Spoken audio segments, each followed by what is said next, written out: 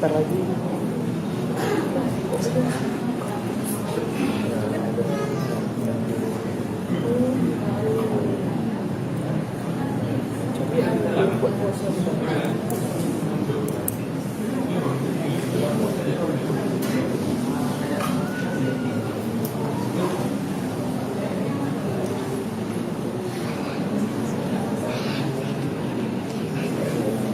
Dok,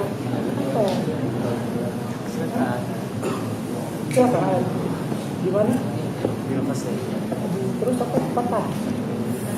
Cuman kayak aja kan. Clicking aja. Clicking aja. Sama senti tua.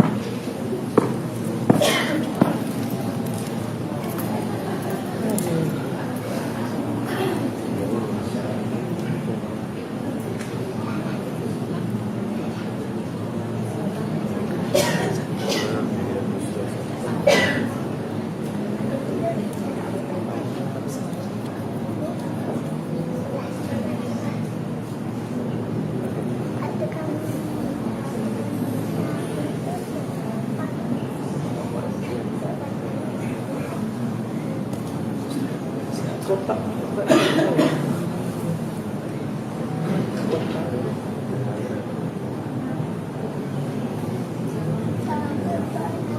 Taruh aja, Mak.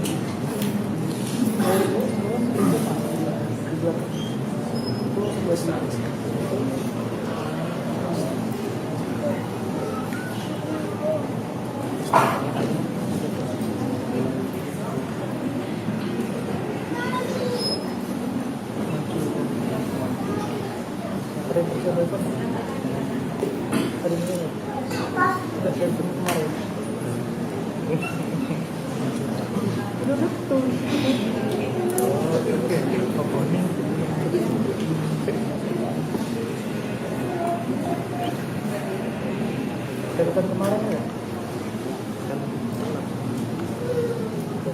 Bintang tadi. Cuma aku.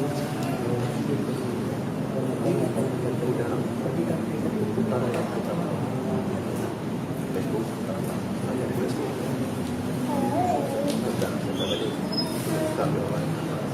Iya.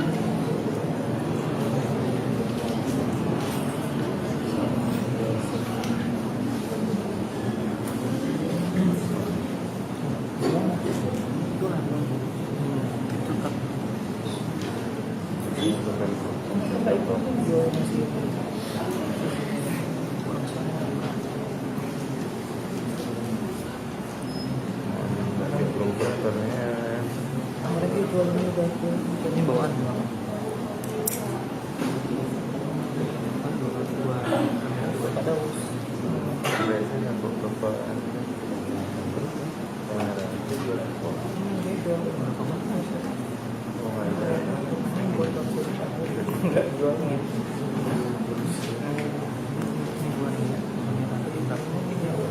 Nah itu lah.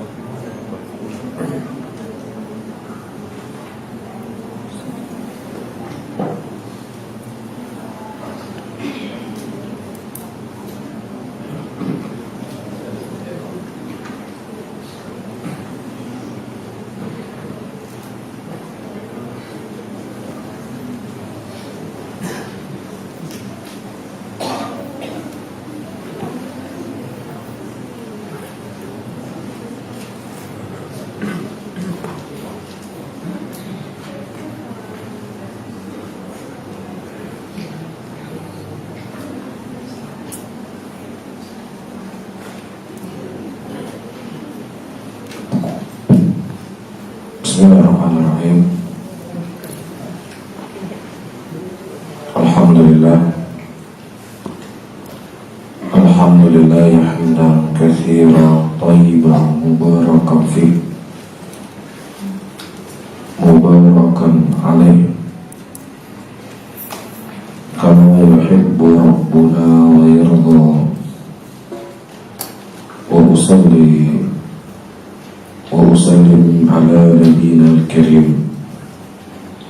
محمد وعلى آله وأصحابه ومن تبعهم بإحسان إلى يوم الدين. أيها الإخوة rahimani wa rahimakumullah. Pada pertemuan yang lalu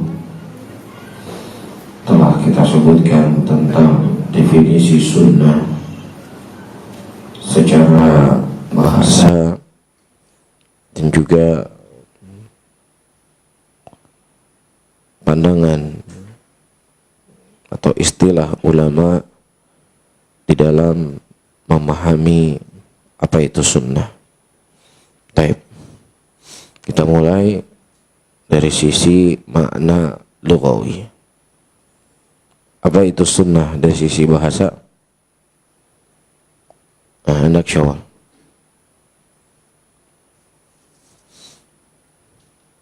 As-sunnah secara bahasa itu artinya tariqah, jalan. Imma ayakuna madhmuman wa imma ayakuna mamduhan.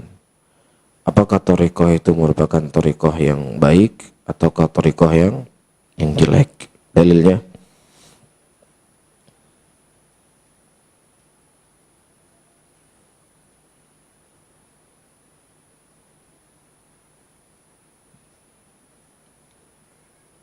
Baik. Adapun sunnah secara istilahat, ada beberapa istilah dari makna sunnah itu sendiri. Hendak. Tapi sunnah itu adalah kebalikan dari bid'ah. Dalilnya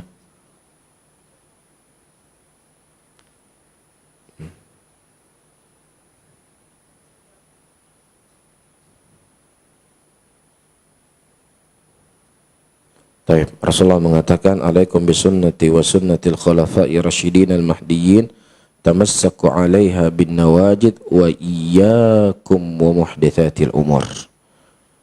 Ya, wajib kalian berpegang teguh di atas sunnahku dan sunnahnya khulafa' rasyidin, dan hati-hati kalian dari perkara yang baru. Nah, kemudian dari siapa? Sunnah yang bukan dari Al-Quran. Al-Quran kalamullah, sunnah kalamnya Rasul. Dalilnya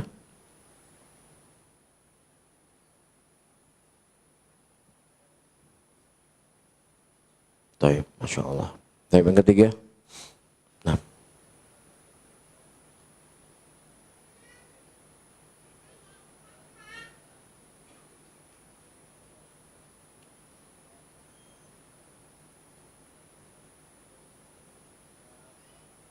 Taib.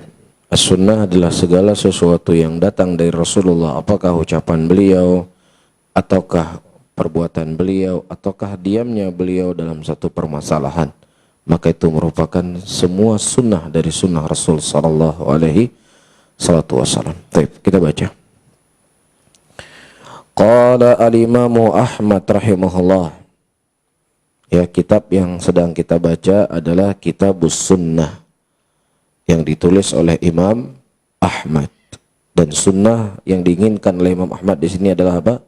Sunnah secara definisi ahlul hadis. Segala sesuatu yang datang dari Nabi, apakah ucapan beliau, apakah perbuatan beliau, ataukah apa? Takrirnya beliau. Ya. Wa sunnatu, kata beliau, indana, indaman, inda ahlil hadis. Atharu Rasulillah sallallahu alaihi wasallam. Ya, sunnah di sisi kami adalah sesuatu yang datang dari Nabi sallallahu alaihi wasallam. Wa sunnatu, dan fungsi sunnah tersebut menafsirkan Al-Quran. Wa hiya dalailul Quran, yang dia adalah penunjuk dari Al-Quran itu sendiri. Dengan contoh yattadihul maqal. Dengan contoh insyaallah akan lebih jelas apa yang diinginkan oleh Al-Imam Ahmad.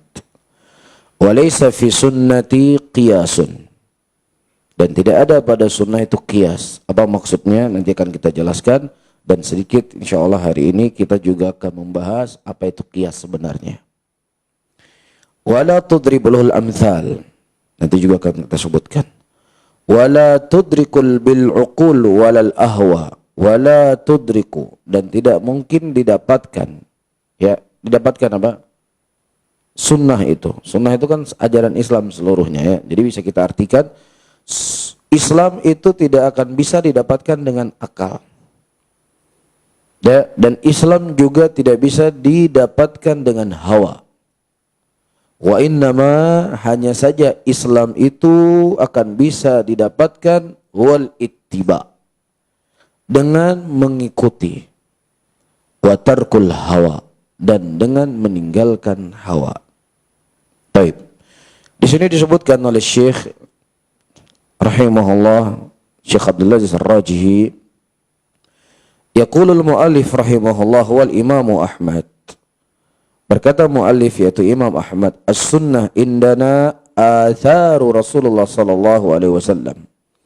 Sunnah di sisi kami adalah apa yang datang dari Nabi Muhammad sallallahu alaihi wasallam. Wa hiya aqwalu wa af'alu wa taqriratuhu.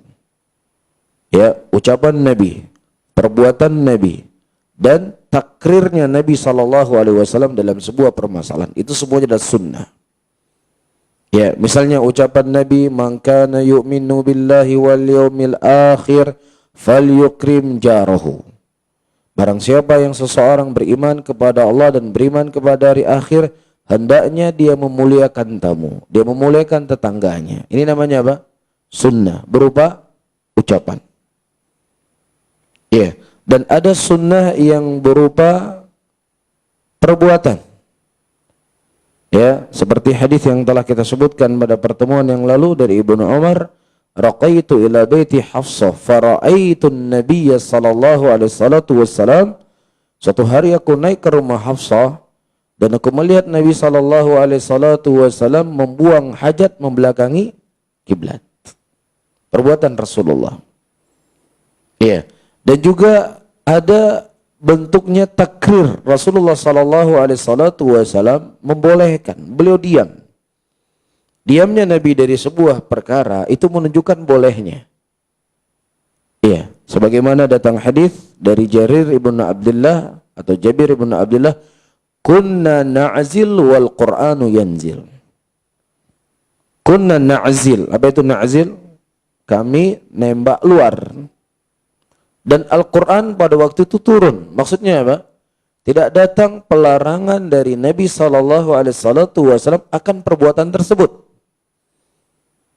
Ya, jadi semua perkara yang dilakukan oleh oleh para sahabat Nabi SAW pada saat turunnya wahyu itu semua dihukumi sebagai sunnah takriri. Ya, karena apabila terjadi sesuatu pada sahabat Rasulullah Yang mereka melakukan sebuah perbuatan yang perbuatan tersebut tidak dibolehkan, pasti akan turun ayat yang menyinggung atau menegur perbuatan tersebut. Nah, selama tidak datang teguran dari Al-Quran dan juga dari Rasulullah SAW dari perbuatan sahabat, itu disebut sebagai sunnatut takriri. Ya, salah satunya apa? Tembak luar. Faham ya, tembak luar? Baik, nggak usah perlu diperjelas kali ya. Yang penting antum faham. Ya, dengan itu para ulama menjadi dalil bolehnya seseorang berkabih. Ya, berkabih dengan maksud dan tujuan mengatur kelahiran, bukan membatasi kelahiran. Paham kan tembak luar semuanya? Suami istri melakukan hubungan badan, jadi sebelum maninya keluar dikeluarkan di luar. Itu namanya tembak luar.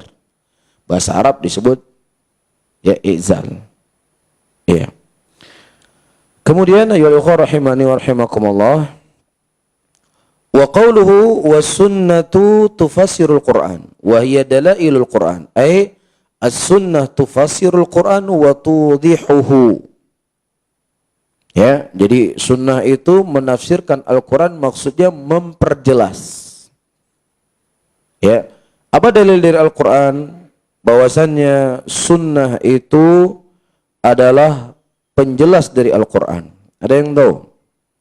Kalau tahu dalilnya, saya kasih hadiah. Hadiahnya jangan buku. Saya kasih hadiah. Apa hadiahnya ya? Hadiah menu buka puasa. Menu buka puasa. Saya kasih uang 100.000 untuk buka puasa. Nah, dalil bahwasanya sunnah itu merupakan penjelas dari Al-Quran, dari ayat Allah. Saya kasih uang 100.000 cash. Nah, nggak ada yang tahu? Nggak boleh searching ya. Ada yang tahu nggak? Atau dari akhwat?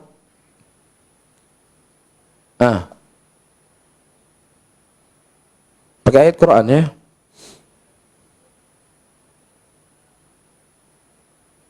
Masya Allah. Dalam surat An-Nahl ayat ke-44. Nanti habis talim datangi saya. Allah Subhanahu wa taala mengatakan, wa anzalna ilaika dzikra litubayyana linnas ma nuzzila ilaihim. Ya. Wa anzalna ilaika dzikra, kami turunkan kepada engkau wahai Muhammad adz-dzikra. Apa dzikra di sini? Sunnah. Litubayyana linnas, untuk engkau menjelaskan kepada manusia ma nuzzila ilaihim, apa yang telah diturunkan kepada mereka. Apa yang telah diturunkan kepada mereka? Al-Quran. Faham? Jadi wa anzalna ilaika dzikra, turun yang pertama, ayat yang pertama adalah turun dzikra di sini apa? Sunnah. Ya.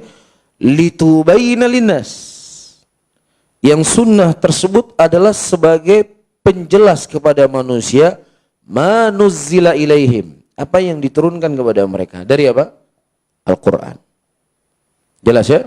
Dalam surat An-Nahl ayat ke-44. Iya. Dan juga Allah Subhanahu wa taala menyebutkan, fa in tanazzatum fi syai'in farudduhu ilallah. Dan kalau seandainya terjadi perselisihan di antara kalian, kemana kita diperintahkan untuk kembali?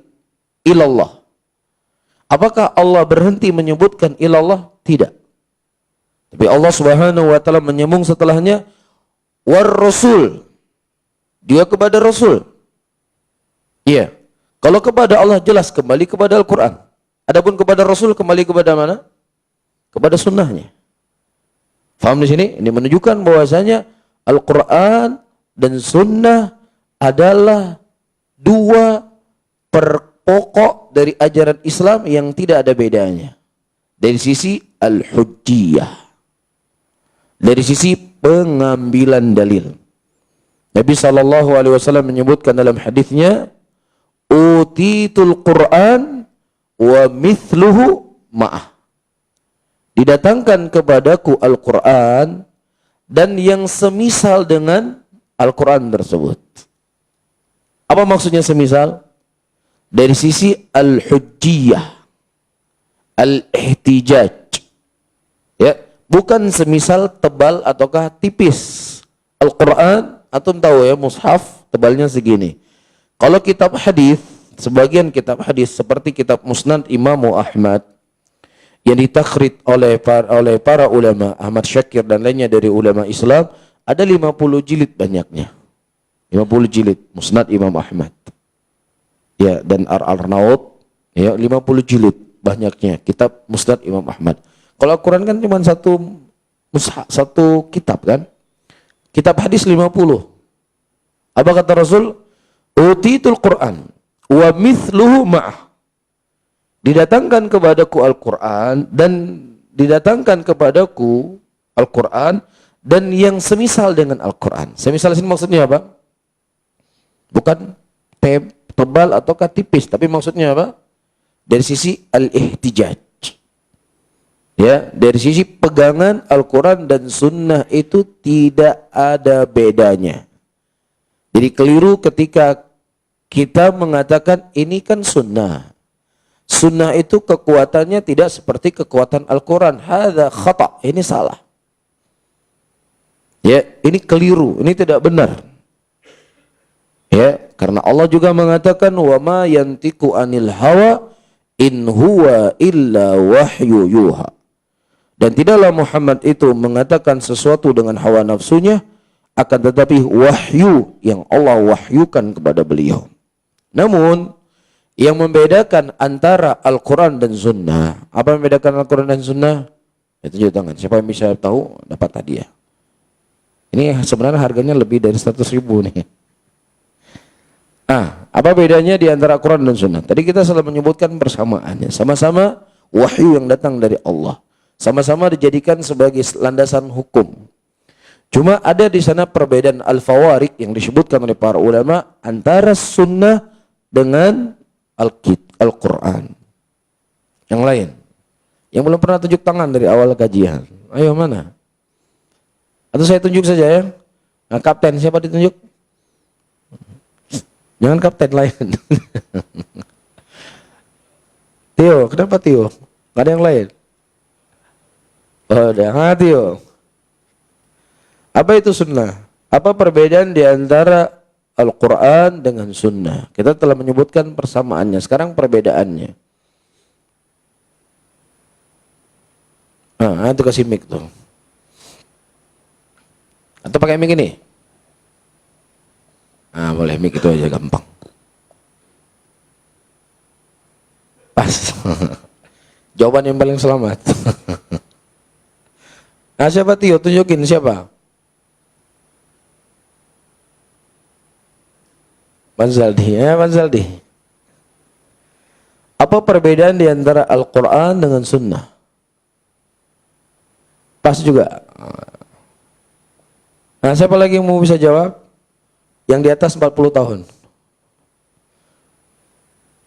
Yang umurnya di atas 40 tahun. Nggak ada yang tahu juga? Atau hadiahnya diganti biar tahu? Atau dari akhwat? Apa perbedaan di antara Al-Quran dengan Sunnah? Pas. Taib.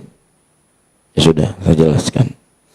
Pertama, Al-Quran adalah kalamullah. Al-Quran adalah kalamullah. Wa in ahadun minal musyrikin istajaraka fa'ajirhu hatta yasma'a kalamullah. Kalau seandainya orang-orang musyrikin meminta perlindungan kepadamu, maka berilah perlindungan sampai mereka mengucapkan mendengarkan kalam Allah. Itu adalah apa? Al-Quran, bukan makhluk. Adapun sunnati Rasulullah sallallahu alaihi wasallam, ucapan Nabi adalah apa? Sesuatu yang datang dari makhluk maka dia makhluk. Jelas? Sesuatu yang datang dari makhluk maka dia makhluk. Ini satu perbedaannya. Al-Quran kalam Allah, bukan makhluk, sifat Allah. Adapun hadis adalah sifatnya Rasul. Rasul makhluk atau tidak? Makhluk. Satu. Yang kedua, Al-Quran, seseorang mendapatkan pahala ketika dia membaca Al-Quran per huruf, dia membaca mendapatkan pahala. Rasulullah SAW mengatakan alif lam mim. Aku tidak mengatakan alif lam mim itu satu huruf, tapi alif satu huruf, lam satu huruf, mim satu huruf. Dan setiap satu huruf itu memiliki 10 kebajikan. Iya, jadi Al-Quran itu yata'abbad bi hurufihi. Al-Quran itu diibadahi dengan hurufnya. Adapun pada sunnah tidak. Seseorang membaca hadis Rasulullah sallallahu alaihi wasallam, "May yuridillahu bi khairan yufaqihu fid din." Barang siapa yang seseorang dicerdaskan, diinginkan kebaikan oleh Allah, Allah cerdaskan dalam agama, dia tidak mendapatkan pahala per huruf ketika dia baca hadis. Tapi dia dapat pahala ketika dia membaca hadis Rasulullah. Apa kata Nabi? "Nadharallahu imra'an sami'a maqalati faw'a fa'ada bima sami'a." Allah memutihkan wajah-wajah orang-orang yang mereka menghafal hadisku, kemudian menyimpannya dan kemudian menyampaikannya, diputihkan wajahnya, dapat pahala. Tetapi pahala yang dia dapatkan tidak seperti dia membaca Al-Quran. Al-Quran per huruf dia mendapatkan pahala. Yang ketiga, Al-Quranul Karim, ayyuhal ikhwah rahimani wa rahimakumullah, tidak boleh dibaca sesuai dengan makna. Tidak boleh kita sampaikan Al-Quran dengan makna. Mana maksudnya? Asalkan maknanya plek, walaupun kita ubah-ubah kalimatnya, nggak boleh. Paham ya? Nggak boleh. Misalnya kita membaca ayat Al-Quran. Ya, Allah mengatakan dalam Al-Quran, "Idza darabtum fil ardi falaysa 'alaikum junahun an taqsuru minas shalah." Ini kan lafadznya seperti ini kan? Apabila kalian sudah mulai melakukan perjalanan safar, maka tidak ada masalah bagi kalian meringkas salat kalian. Allah mengatakan dengan kalimat idza darabtum. Itu namanya artinya apa? Idza safartum. Kemudian kita ganti baca idza safartum fil ardi falaysa 'alaikum junahun an taqsuru minas shalah. Boleh? Enggak boleh. Al-Quran itu tidak boleh disampaikan secara makna. Dia harus tersesuai dengan lafaz. Hurufnya nggak boleh kurang satupun. Adapun sunnati Rasul sallallahu alaihi wasallam, boleh bagi kita meriwayatkan hadis secara makna, selama tidak merusak apa yang diinginkan oleh Nabi sallallahu alaihi wasallam. Faham ya? Jadi kita bisa meriwayatkan hadis secara makna. Ya, misalnya kalimat masjid kita ganti dengan Baitullah. Masjid dengan Baitullah sama atau tidak?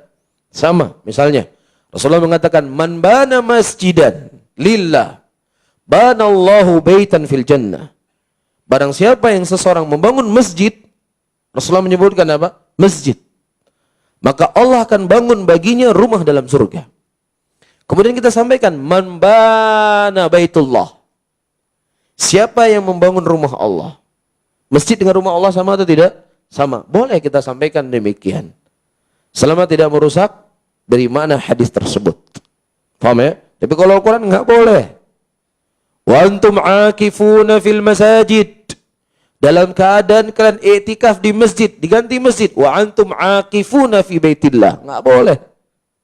Secara lafaz Al-Quran itu harus terbaca, disampaikan. Adapun hadis boleh kita sampaikan secara makna. Keberapa sudah? 3. Yang keempat, ya, ayyuhal ikhwah rahimani wa rahimakumullah, Al-Quran itu tidak boleh dibahasakan dengan bahasa selain bahasa Arab. Siapa yang membahasakan Al-Quran selain dengan bahasa Arab, dia telah melakukan tahriful Quran. Tapi kalau hadis boleh kita membahasakan dengan selain bahasa Arab. Faham? Apa maksudnya membahasakan dengan bahasa Arab? Antum tulis, "Inna a'tainakal kautsar" dengan huruf abjad. I-N-N-A. A, titiknya atas, taha, dan seterusnya. Ini haram hukumnya. Ada tahriful Quran. Al-Quran yata'abbad bilafadhihi, bihurufihi.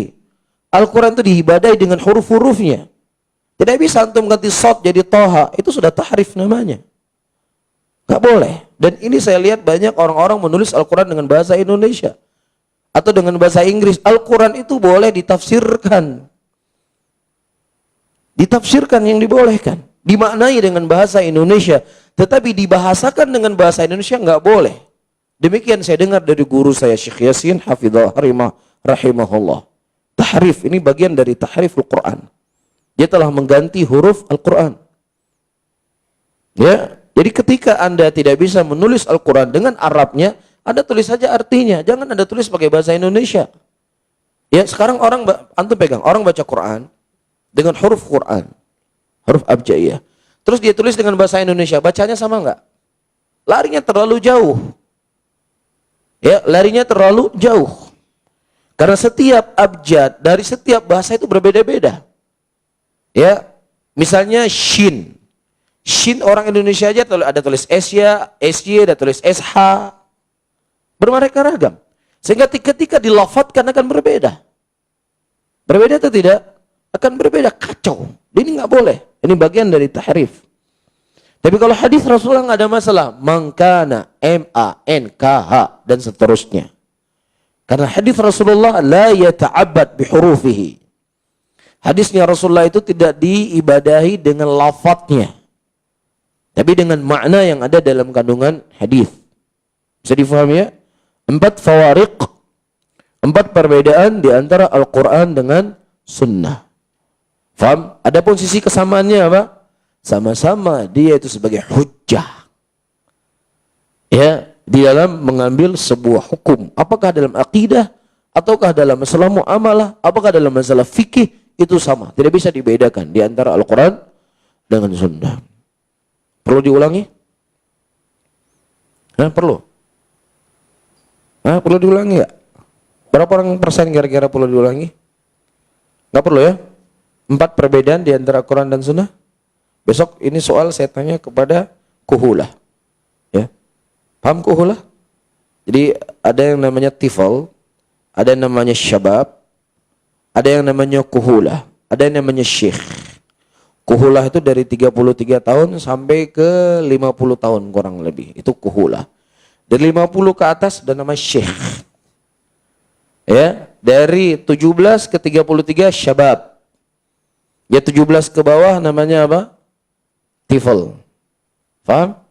Saya paham antum di mana sudah di kuhulah ataukah di syabab ataukah di syekh. Ya, 33 sampai ke 50 itu namanya kuhulah. Nah, ini soal besok khusus kepada kuhulah. Dan man fauqahu, siapa yang di atasnya, yaitu syekh. Ya, siap ya para kuhulah? Siapa aja kuhulah di sini? 1, 2. Bang Hafiz sudah kuhulah? Sudah Bang Zali udah kuhulah ya? Sudah 3 ke atas. Udah ya? Jadi udah kuhulah ya? Udah kuhulah. Berarti soal buat kuhulah besok. Baik. Kemudian ayyuhal ikhwah rahimani wa rahimakumullah. Kata Syekh rahimahullah, wa sunnatu tufassirul Qur'an wa hiya dalailul Qur'an. Ai sunnah tufassirul Qur'an wa tuwadhihuhu. Fa idza kana dalil minal Qur'an mujmalan, apabila dalil dalam Al-Qur'an itu mujmal, sifatnya masih umum, fa sunnatu tufassil hadza mujmal. Maka sunnah datang merinci. Oh, dokter juga kuhulah apa Syekh sudah? Atau masih syabab? Masih syabab. Masih 33 ke bawah ya. Fa sunnatu tufassil hadza mujmal. Dan sunnah ini merinci apa yang tadi masih umum, mujmal. Wa idza kana mubhaman, nah kalau seandainya Al-Quran itu masih mubham, maka sunnah memperjelaskan. Iya. Wa idza kana amman, dan kalau sunnahnya itu Al-Quran masih umum sifatnya, wa sunnatu khassisuhu, dan sunnah itu mengkhususkannya. Nanti akan disebutkan contoh oleh Syekh di sini.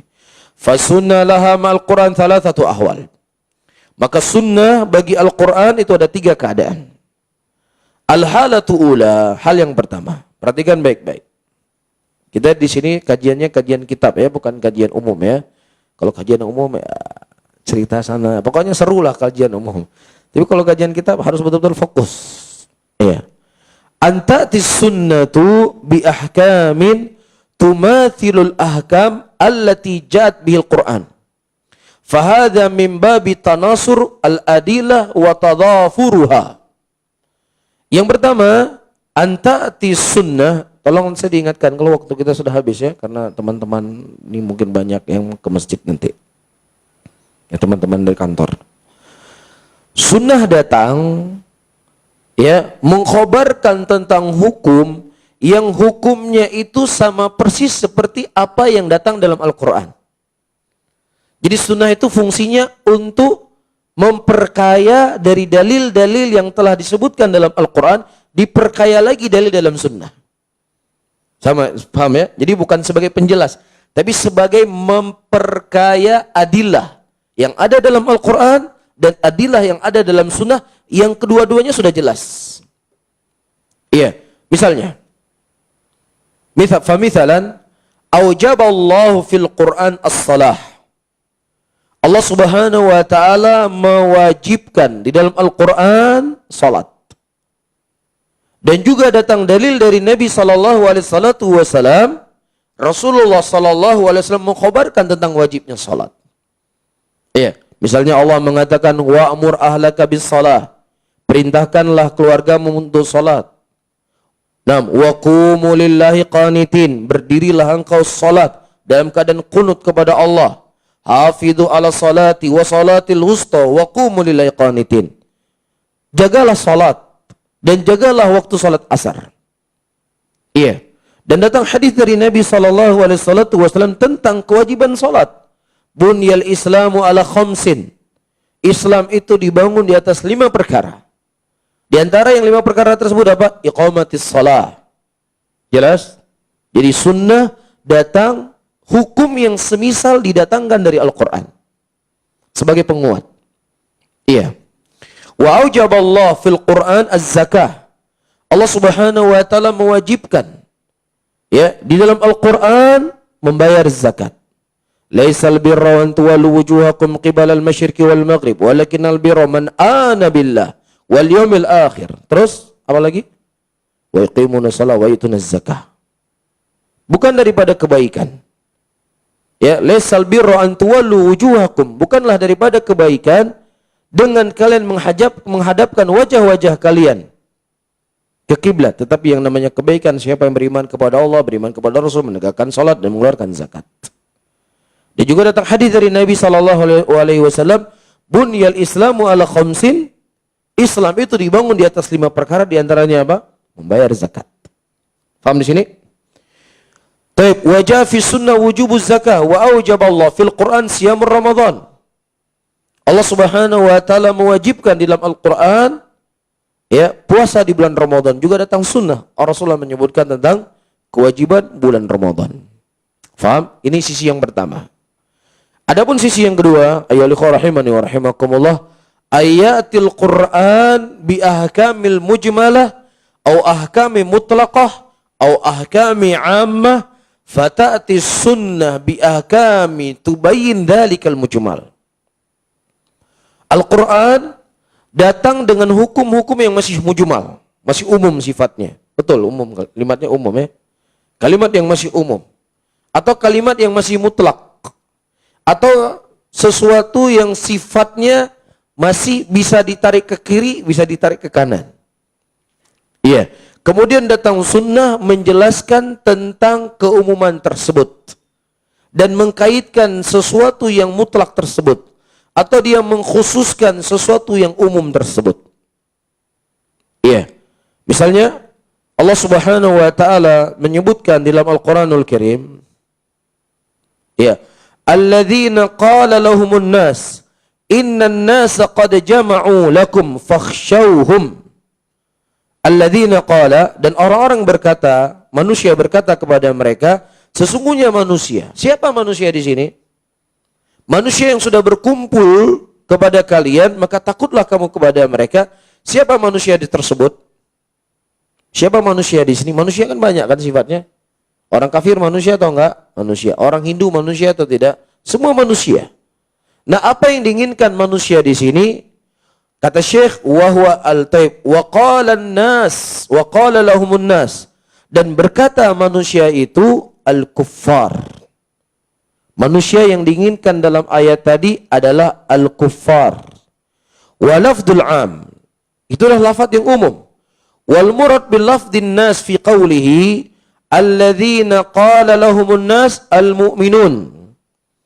Jadi an-nas yang pertama adalah mu'minun dan nas yang kedua adalah kuffar. Dari mana kita tahu? Dari hadis yang datang dari Nabi sallallahu alaihi wasallam. Wa kadzalika kama asyarna anna al-hukma qad ya'ti fil Qur'an mujmalan aw mutlaqan fata'ti sunnatu fatubayyinuhu aw tuqayyiduhu fi kutubil usul al-fiqh amthilah min dzalik. Dan datang sunnah menjelaskan ya sesuatu yang masih umum dibuat kepada yang khusus, sesuatu yang masih mutlak dibawa kepada yang muqayyad. Faham? Jadi kaidahnya seperti yang telah kita isyaratkan kemarin, semua dalil-dalil yang datang dari Al-Quran ataukah datang dari sunnah, kita akan selalu membawa kepada keumumannya sampai tidak datang dalil yang mengkhususkannya. Ketika datang dalil yang mengkhususkannya, maka keumuman tersebut dibawa kepada pengkhususan. Contoh, Allah Subhanahu wa taala mengatakan dalam Al-Qur'anul Karim, "Adz-dzakirina Allah katsiran wadz-dzakirat a'addallahu lahum maghfiratan wa ajran 'azima." Orang-orang yang berzikir dari kalangan laki-laki dan juga orang-orang yang berzikir dari kalangan wanita dengan zikir yang banyak, apa yang Allah berikan kepada mereka? A'addallahu lahum maghfiratan wa ajran 'azima. Dia akan mendapatkan pengampunan yang besar dan pahala yang besar pula. Berarti di sini Allah memuji siapa? Memuji orang-orang yang berzikir kepada Allah. Kalau seandainya hanya ayat ini saja yang datang kepada kita tentang pujian kepada orang yang berzikir, tidak datang hadis dari Nabi SAW. Bagaimana cara beliau berzikir? Silahkan antum berzikir sambil jungkir balik. La ilaha illallah, jungkir balik. Putar sana, putar sini. Joget sana, joget sini. Silahkan. Karena semua dalil itu dibawa kepada keumumannya. Sampai datang dalil yang mengkhususkannya. Dan inilah dalil yang digunakan oleh ahlul bidah. Ketika kita tanya, apa dalil engkau berzikir kok joget-joget? Ya, putar la ilaha illallah. Apa dalilnya? Dalilnya ayat yang saya sebutkan tadi. Iya, maka kita katakan ini dalil umum. Sunnah datang kepada kita menjelaskan yang umum ini. Bagaimana Rasulullah berzikir selesai sholat? Apakah ada la ilaha illallah? La, ada enggak? Rasulullah berzikir. Astaghfirullah, astaghfirullah, astaghfirullah. Jadi dalil yang umum tadi dibawa kepada apa? Yang khusus. Bagaimana cara Rasulullah berzikir? Jadi nggak boleh Anda membawa ayat yang umum, kemudian sesuka Anda cara Anda berzikir. Ada dalil yang khusus bagaimana cara Rasulullah berzikir. Bisa difahami? Dan ahlul bidah selalu akan datang dengan dalil-dalil umum. Semuanya demikian. Iya, begitu juga berselawat. Inna Allah wa malaikatu yusalluna ala nabi ya ayyuhalladzina amanu sallu alaihi wa sallimu taslima. Sesungguhnya Allah dan para malaikat berselawat kepada Rasul. Hai orang-orang beriman, berselawatlah kalian kepada Rasulullah. Ya, beraneka ragam model mereka berselawat kepada Rasul sallallahu alaihi wasallam. Dalilnya apa? Ente kok selawatnya kayak gini? Ini ayatnya. Betul Mas, ini ayatnya adalah ayat yang umum. Kemudian datang dalil yang khusus yang Rasulullah mengajarkan bagaimana cara kita berselawat. Nah, gitu ente berselawat. Paham di sini? Begitu juga dalam masalah doa. Wa idza sa'alaka ibadi anni fa inni qarib ujibu da'watad da'i idza da'an falyastajibu li wal yu'minu bi la'allahum yarshudun. Ketika hambaku bertanya kepadamu tentang diriku, katakanlah sesungguhnya aku dekat dan aku mengabulkan doa orang-orang yang meminta kepadaku. Ini dalilnya, disuruh kita berdoa. Beraneka ragam cara mereka berdoa. Nggak boleh Anda membuat doa suka hati Anda karena telah datang pengkhususan dari Nabi SAW. Begini cara beliau berdoa, begini cara beliau berdoa, begini cara beliau berdoa. Itu yang kita ikuti. Bisa difahami ya? Dan inilah maksud dari ucapan Imam Ahmad rahimahullah, yang beliau ingin menerangkan kepada kita bahwasanya sunnah itu adalah menafsirkan Al-Quran. Jadi Anda tidak bisa mengambil satu dalil kemudian sesuka Anda. Anda harus lihat bagaimana sunnah Rasulullah, bagaimana perbuatan Nabi dalam memahami ayat Al-Quran tersebut. Bisa difahami di sini? Jelas ya? Baik. Kemudian, ayyuhal ikhwah rahimani wa rahimakumullah. Iya, hal yang kedua. Antati sunnatu bi ahkamin jadidah lesat fil Quran. Nah, ini kadang jadi masalah ini. Bukan masalah di kalangan ahlus sunnah, masalah di kalangan hizbiyin. Ya, yang hizbiyin beraneka ragam orang-orang menolak hadis Rasulullah. Yang paling beraninya Syiah. Siapa yang paling berani? Syiah. Yang paling laki-laki dalam menolak hadis. Yang lainnya, ya, yang lainnya sebenarnya ujung-ujungnya sama kayak Syiah juga. Intinya menolak hadis, cuman dengan cara yang sok bijak. Iya, Syiah mengatakan sahabat Nabi kafir semuanya. Kecuali hanya beberapa saja tidak kafir. Berarti apa? Hadis Abu Hurairah, oh nggak bisa hadis orang kafir. Hadis Aisyah, apalagi Aisyah pelacur, gimana kita ngambil hadis dari seorang pelacur? Iya, hadis Ibnu Umar, oh nggak bisa, anaknya togut. Ibnu Umar bin Khattab, nggak bisa diterima hadisnya. Iya, ini sebenarnya tujuan mereka. Hadis Rasulullah nggak bisa ditolak, harus ditolak karena semua sahabat Nabi yang meriwayatkan hadis kafir. Akhirnya pakai hadis mereka. Apa hadis mereka? Makan tai kotoran imam mereka. Itulah hadisnya. Ya disuruh bermut'ah. Mut'ah sekian kali lebih mulia dari Nabi dan Rasul. Ya hadis Rasulullah ditolak, mentah-mentah dibawa hadis makan kotoran imamnya. Makanya Syiah itu, ya saya tadi melihat satu potongan video. Ya orang Syiah itu memang kita bisa bilang sinting dia. Ya dari satu video itu dia telepon Imam Ali. Imam Husain di kuburan telepon. Nami Abu Abdillah. Mama Abu Abdillah, nangis dia telepon Abu Abdillah. Husain maksudnya. Itulah kedunguannya Syiah. Ya, wala dalil wala akal. Akalnya nggak ada, apalagi dalil. Akal aja nggak ada Syiah itu. Kotoran dilebur-leburin kotoran di badan mereka. Nah ini kita digiring oleh mereka, kita tolak hadis Rasulullah yang suci dari sahabat yang suci dengan mengambil hadis-hadis para orang yang nggak punya akal. Ya, di antara binatang yang makan kotorannya binatang apa? Babi ya. Selain dari babi ada makan kotoran. Kucing itu kan paling bijak dalam buang kotoran. Dia cari tempat yang paling tersembunyi agar bagaimana kotorannya nggak terlihat. Ini Syiah dikumpulin kotoran dileburkan di badannya. Lah kalau babi wajar nggak punya akal, lah dia punya akal kok bisa ini kotoran. Hasbunallah wa ni'mal wakil. Bisa difahami ya? Iya. Nah kelompok yang kedua, Abu Hurairah adalah sahabat yang baru masuk Islam. Dia nggak mengkafirkan Abu Hurairah. Abu Hurairah orang baru masuk Islam. Kok bisa orang baru masuk Islam meriwayatkan hadis 5.000 hadis? Sementara Abu Bakar Siddiq, Umar bin Khattab, Utsman bin Affan, Ali bin Abi Thalib yang telah lama bersama Rasul di awal masuk Islam, gak ada meriwayatkan hadis lebih dari 5.000 hadis. Kok dia bisa 5.000 hadis? Nah, ini harus kita koreksi. Ini harus kita pertimbangkan menerima hadis dari Abu Hurairah. Kok bisa dia meriwayatkan hadis 5.000 hadis? Iya.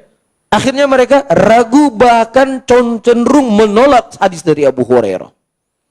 Berapa ajaran Islam akan hilang? 5.000 hadis diriwayatkan oleh Abu Hurairah radhiyallahu taala anhu. Tidak bisa dipakai. Karena so ilmiah tadi. Abu Hurairah kan baru masuk Islam, Mas. Makanya ente belajar ilmu hadis supaya ente faham. Iya, pertama Abu Hurairah radhiyallahu taala anhu didoakan oleh Nabi sallallahu alaihi wasallam. Iya, beliau didoakan oleh Rasulullah, apa yang beliau hafal tidak akan pernah terlupakan. Dan kedua, Abu Hurairah melazimi Nabi sallallahu alaihi wasallam yang tidak dilazimi oleh sahabat yang lainnya dalam menghafal hadis. Pada waktu itu Rasulullah Abu Hurairah radhiyallahu taala pergi ke pasar. Dan beliau berkata, wahai penduduk pasar, sesungguhnya Rasulullah sedang membagi harta warisan di masjid. Kenapa kalian masih sibuk dengan perdagangan kalian? Lari semua sahabat pergi kemana? Ke dalam masjid. Kemudian mereka kembali.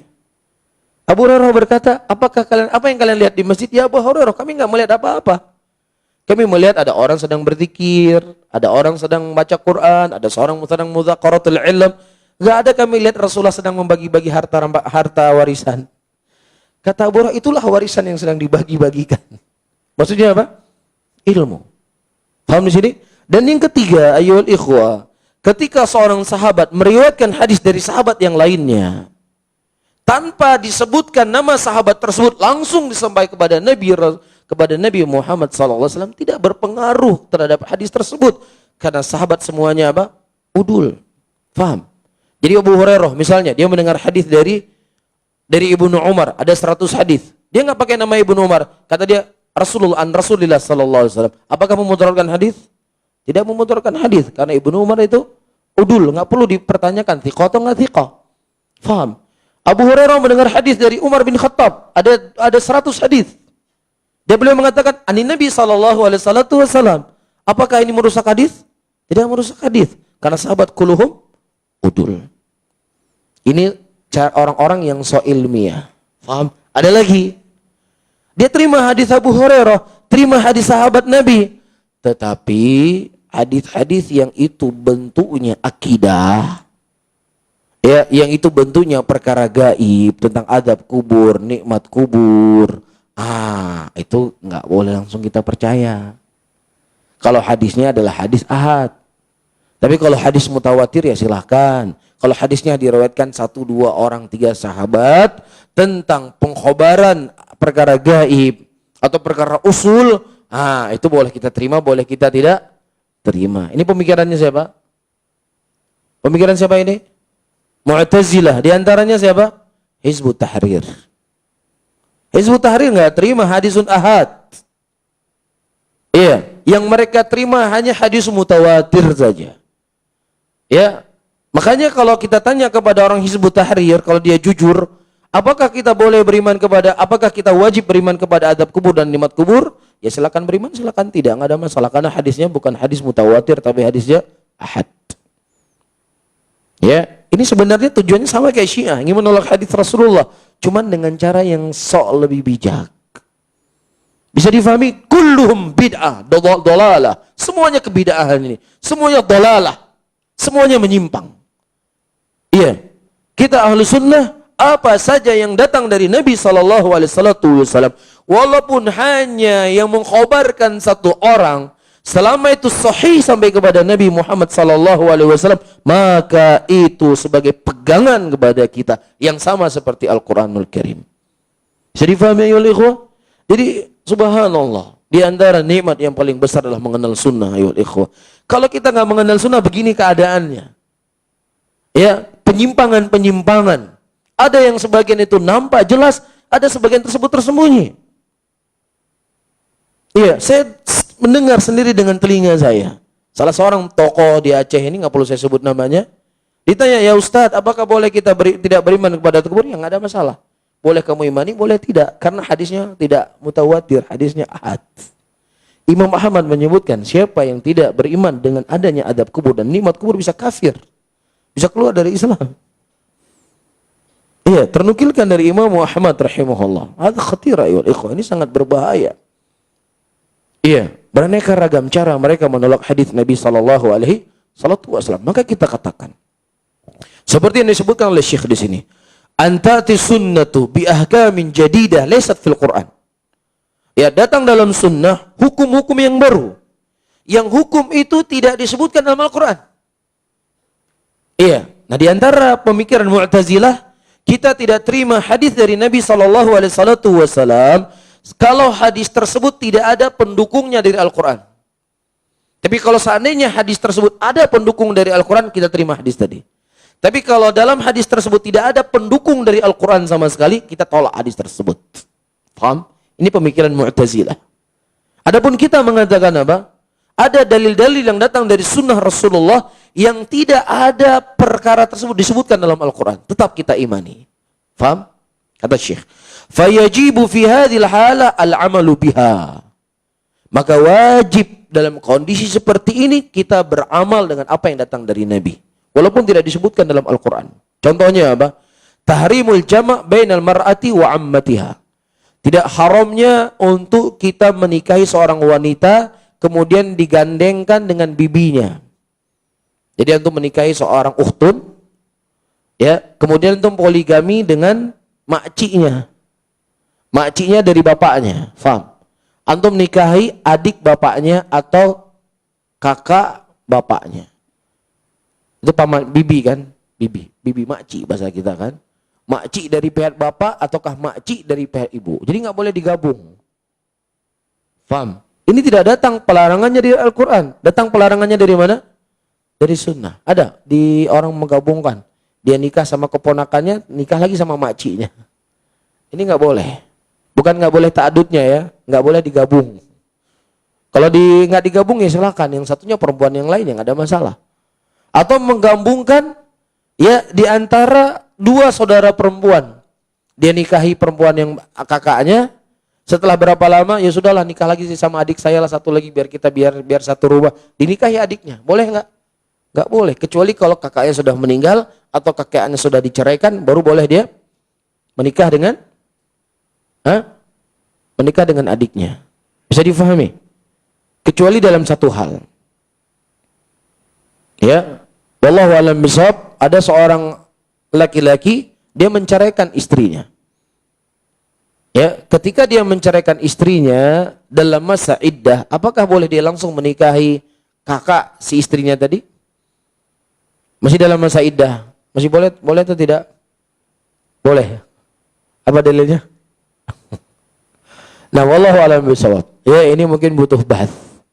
Ya, dia ceraikan kakaknya, belum selesai masa iddah, dia kawinin adiknya. Apakah boleh?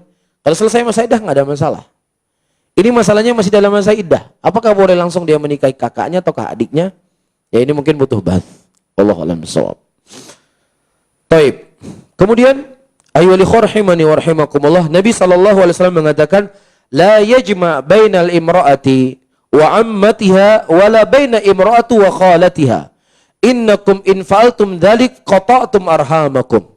Jangan kalian mengumpulkan perempuan dengan bibinya atau perempuan dengan bibinya dari pihak ibunya.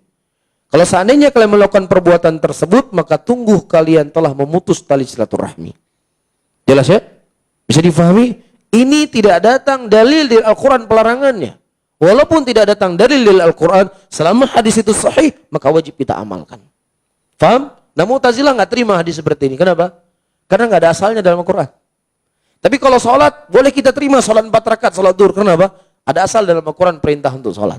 Tapi kalau seandainya dalam Al-Quran nggak ada perintah untuk sholat sama sekali, cuma ada dalam sunnah, Mu'tazilah tidak terima hadis Rasulullah tentang sholat.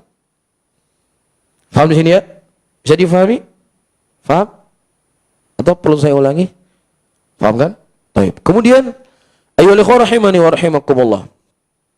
Di dalam Al-Quran juga Allah tidak menyebutkan tentang haramnya hewan berbisa atau hewan buas. Itu datang dari hadis Nabi SAW. Kullu dhinabin minas siba. Semua hewan yang dia bisa menerkam buas dengan kukunya itu haram. Atau semua burung yang burung tersebut bisa mencakar, bisa memudaratkan dengan cakarannya, itu juga apa? Haram untuk dimakan. Tidak datang hadis, tidak datang dari Al-Quran. Itu hanya datang dari sunnatin Nabi sallallahu alaihi wasallam. Bisa difahami ya? Taib. Dan juga ayyuhal ikhwah rahimani wa rahimakumullah. Sudah berapa? Sudah 3 ya? Sudah cukup. 3 hal yang disebutkan oleh Syekh. Pertama saya ulangi. Datang sunnah yang dia itu memisalkan dengan Al-Quran dari sisi dalil. Jadi memperkaya adillah. Kewajiban sholat, di sini juga datang kewajiban sholat. Di sini kewajiban puasa, di sana juga datang kewajiban puasa. Yang kedua, di dalam sunnah itu datang Al-Quran dengan bentuk mujmal, kemudian sunnah menjelaskan tentang mujmal tersebut menjadi khusus ataukah mutlak menjadi muqayyad. Faham? Dan kemudian yang ketiga, ada di antara hukum sunnah tersebut yang tidak ada sama sekali hukum dari Al-Quran, maka hukum sunnah tersebut dijadikan sebagai patokan dan pegangan walaupun tidak ada di dalam Al-Quranul Karim. Ya, karena waktu kita sudah habis. Dokter, sampai jam 12, komandan? Cukup ya? Tadi saya mohon maaf karena terlambat. Insya Allah kita besok start jam 10:30. Ya, karena saya takut ini nggak selesai nih kajian kita. Ya, adapun pembahasan beberapa poin setelah ini, pembahasan masalah mizan, ini mungkin sudah sering kita lewati ya. Masalah timbangan amalan, ya, masalah istiwa, itu semua sudah sering kita lewati. Jadi hal-hal yang memang belum jarang kita bahas, kita agak perpanjang. Jelas ya, mudah-mudahan tanggal 21 ya, sampai tanggal 21 mudah-mudahan kita bisa, nggak bisa, ya tanggal 21 lah, sampai tanggal 21 insya Allah kita khatamkan kitab kita. Kalau tidak khatam juga ya kita sambung nanti habis lebaran insya Allah, kalau panjang umur ya. Jadi ayyuhal ikhwah rahimani wa rahimakumullah, dari 3 hari, kita sudah 3 hari mengisi di sini ya. Jadi ya saya tuh bermimpi, bukan mimpi sedang tidur, bermimpi, bercita-cita ya, bagaimana indahnya kalau kita punya satu masjid di tengah kota. Saya nggak bisa bayangkan gimana indahnya ya, punya masjid sendiri di tengah kota ya, kita punya imam sendiri ya, punya, Masya Allah ya, sesuatu yang cukup indah ya. Indah nggak dokter? Indah. Ini kan, ini saja sudah cukup indah, bisa dipakai. Tapi kalau kita punya masjid sendiri, Masya Allah ya, sesuatu yang berat kalau kita pikul bersama-sama kan jadi ringan. Enak nggak? Antum bisa bayangkan nggak? Kita punya masjid sendiri ya, masjid kita bukan hanya di situ kegiatan taklim, tapi kita buat di situ kegiatan sosial. Nah, kita punya masjid di Mahat dalam benar, cuma kan jauh. Kita pingin di daerah tengah kota. Ya, kita punya kegiatan sosial, punya pusat informasi.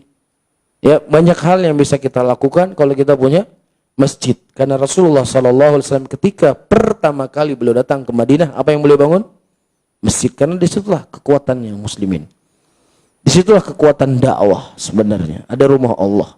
Di situ Allah menurunkan rahmat. Ya, sesuatu yang berat ketika kita fikir bersama akan menjadi ringan. Jadi nggak mimpi buat antum? Hah? Kita bisa tarawih bareng, Masya Allah. Ya, nah ini perlu kita fikir bersama-sama. Mudah-mudahan tahun depan kita sudah punya masjid sendiri di tengah kota Banda Aceh. Ya, kita pegang sendiri. Walaupun ini tetap jalan juga, di mana yang sudah menjadi tempat-tempat kajian kita tidak pernah kita tinggalkan. Tetap kita jalan di rumah sakit, di Kes Bangpol, di Masjid Oman, atau di masjid yang lain.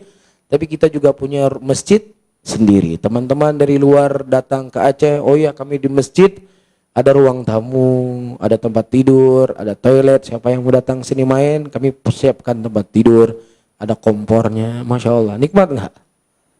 Hah? Jadi mudah-mudahan ini bukan hanya jadi alam mimpi saja. Ya, kita wujudkan, kita fikir bersama-sama. Ya, kita fikir bersama-sama demi perkembangan dakwah kita di Banda Aceh secara khusus. Siap nggak? Tapi jangan jadi wacana saja. Ini hal yang sangat luar biasa. Ayo ikhwah, kita bisa, saya nggak bisa bayangkan gimana kalau kita, pokoknya sangat bahagia sudah. Nggak ada kebahagiaan lebih besar daripada itu. Dari sisa-sisa hidup kita di dunia ini punya masjid kita di tengah kota Banda Aceh sebagai pusat informasi, sebagai pusat kajian, sebagai pusat kebaikan yang kita sebarkan di rumah Allah Subhanahu wa Ta'ala. Jadi ini orang-orang seorang tua di depan ya, Pak Ramli ya. Insya Allah ya, kita harus, ya kita buat gerakan 1 juta per orang. Hah?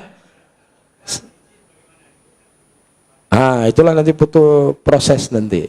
Ya, gerakan 1 juta per orang. Kalau ada ikhwan di Banda Aceh ada 1000 orang, kali 1 juta berapa?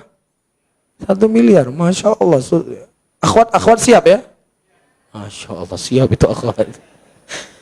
Ya, 1.000 orang 1 miliar. Insya Allah walaupun masjidnya nggak selesai, tapi 1 miliar pondasi sudah nampak. Ya, nah, ya Bang Mus. Orang tua harus di depan, kami yang muda tinggal dorong saja. Siap ya? Tahun depan kita harus punya masjid salat tarawih. Di tempat yang lain tetap kita hidupkan. Ya, ini mimpi. Mimpi harus kita pegang. Harus kita peluk mimpi tersebut. Taib, saya akhiri. Allahumma salli ala Muhammadin wa ala alihi wa ashabihi wa man tabi'ahum bi ihsanin ila yaumiddin. Wassalamualaikum warahmatullahi wabarakatuh.